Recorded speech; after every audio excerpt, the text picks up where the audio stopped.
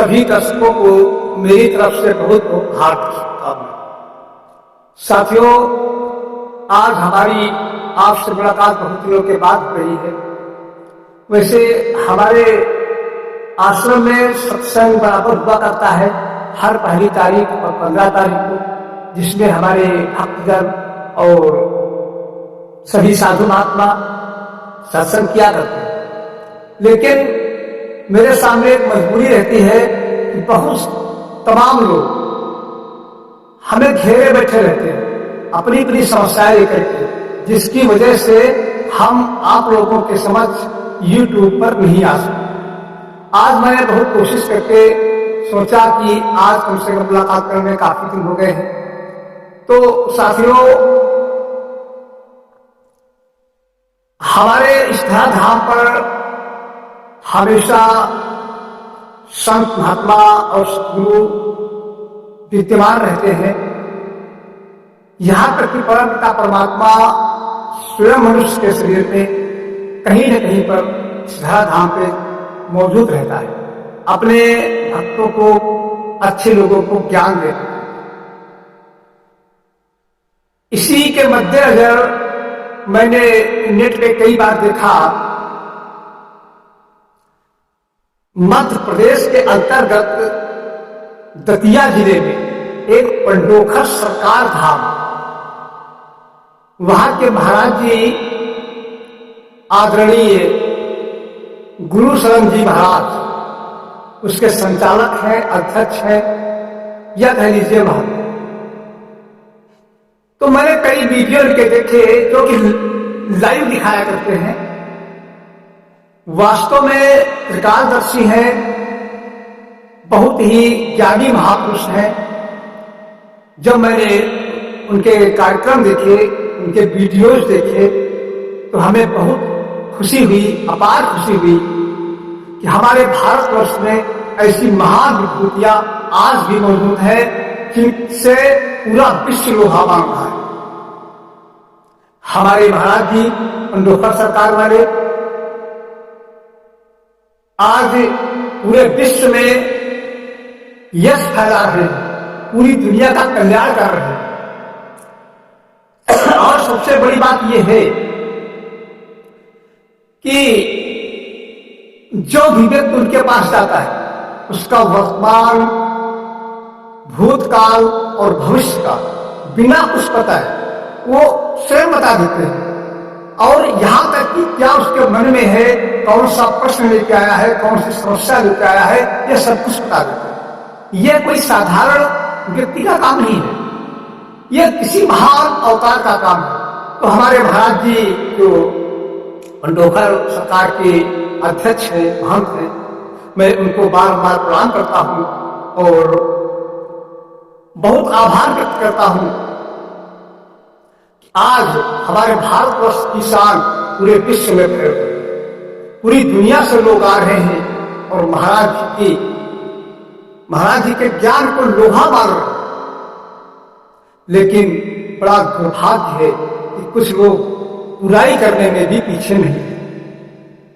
वैसे इतिहास इसका साक्षी है कि महापुरुषों की बुराई करने वाले भी लोग रहे। रामचंद्र भगवान जो कि महापुरुष थे, अवतार, लेकिन फिर भी उनकी भी लोगों ने बहुत बुराइयां की। और लोग लांछन लगाने लगते हैं कि महाराज जी अगर अंतर्यामी है, कालदर्शी है और महान संत है तो पैसा क्यों देते? अरे भाई, ये लांछन नहीं लगाना चाहिए, किसी से जोर जबरदस्ती तो करते नहीं, जो देने लायक है वो देता है। और दूसरी बात यह है कि उस स्थान पे हजारों लाखों लोग आते, सबके रहने की व्यवस्था, भोजन की व्यवस्था, चाय नाश्ते की व्यवस्था, ये कोई साधारण काम नहीं है। हजारों लोगों के रहने की व्यवस्था करना, उनके भोजन की व्यवस्था करना बहुत खर्चीला काम। तो इसमें अगर आप लोग कुछ कह देते हैं या महाराज जी कुछ कह देते हैं लेने के लिए, तो कोई हमारी समझ में कोई गलत नहीं है। और दूसरी दृष्टि से आप देखें, कि डॉक्टरों को आप 10,000, 20,000, 50,000 रुपए देते हैं तो कोई शिकायत नहीं करते। भले ही दवा आपकी 500 रुपए की हो, लेकिन डॉक्टर अगर आपसे 50,000 रुपए ले लेता है, 5,000 रुपए ले लेता है, तब भी कोई शिकायत आप नहीं।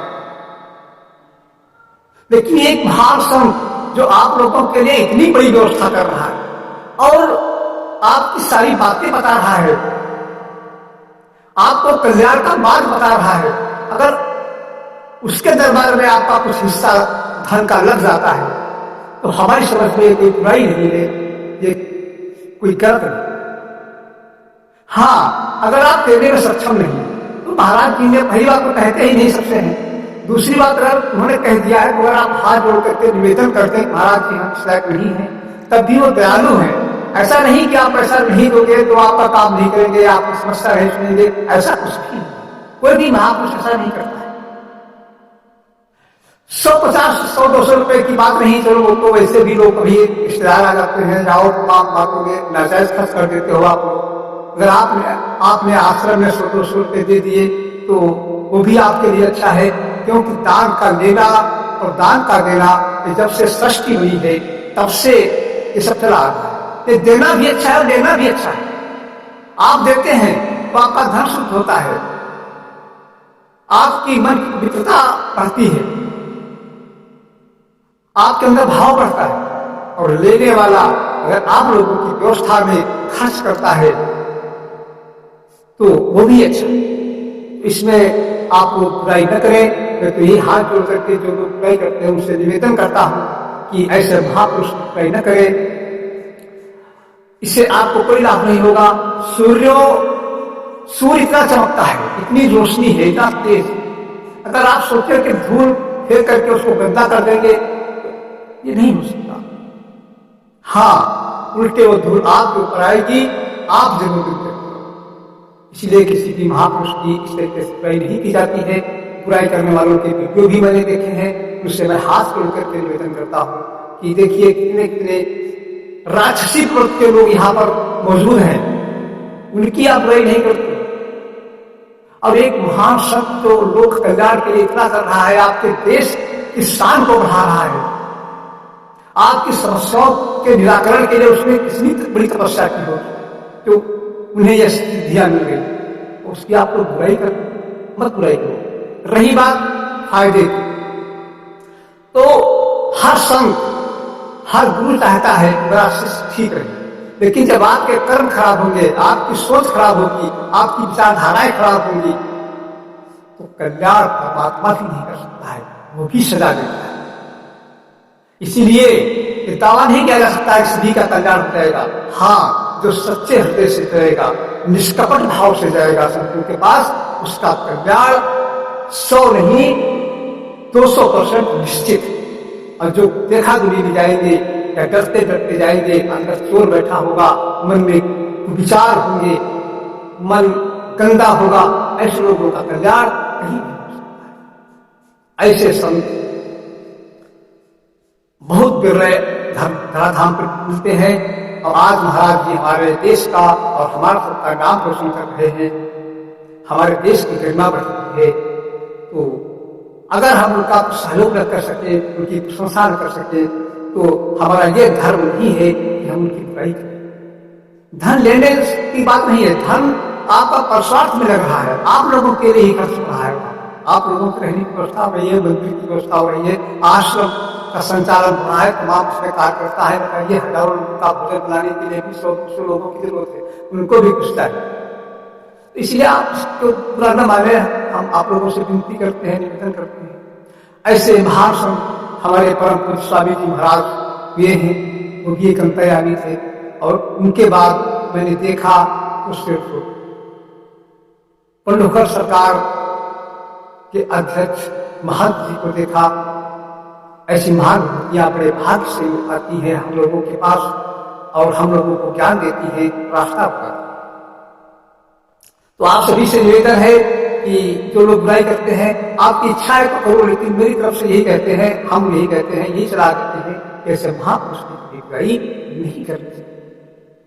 इन्हीं शब्दों के साथ मैं अपनी वाणी को विराम भी देना चाहूंगा और साथ साथ में चलते वक्त एक रिक्वेस्ट भी करूंगा कि हमारे यहाँ आध्यात्मिक सत्संग हर महीने की पहली तारीख 15 तारीख होता है, जिसमें आप सभी लोग सादर आमंत्रित हैं। आप लोग आया करें, अच्छी अच्छी बातें, ज्ञान पत्थर बातें मिलेंगी, जिससे आत्मा का कल्याण। और फिर मुलाकात होगी दूसरे वीडियो में। तब तक के लिए सभी के लिए हमारी तरफ से बहुत बहुत आशीर्वाद, बहुत बहुत शुभकामनाएं। आप सभी लोग स्वस्थ रहे, आराम से रहे, कल्याण से रहे। प्रेम से बोलिए सद्गुरु स्वामी की